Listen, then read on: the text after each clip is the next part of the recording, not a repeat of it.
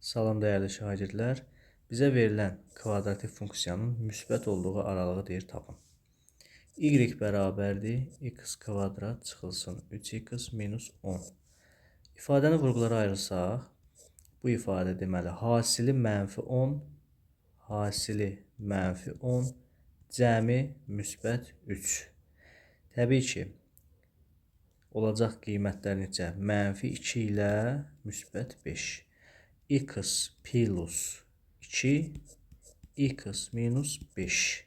Bizim x birimiz oldu -2, x ikimiz oldu 5.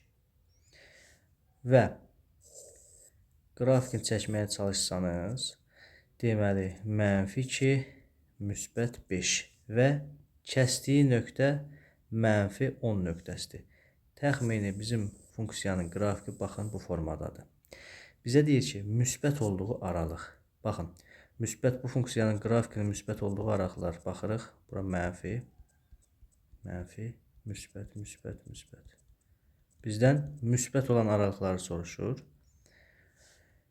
Təbii ki, bu ifadənin müsbət olduğu aralıqlar mənfi sonsuzluqdan -2-yə birləşir 5-dən müsbət sonsuzluğa.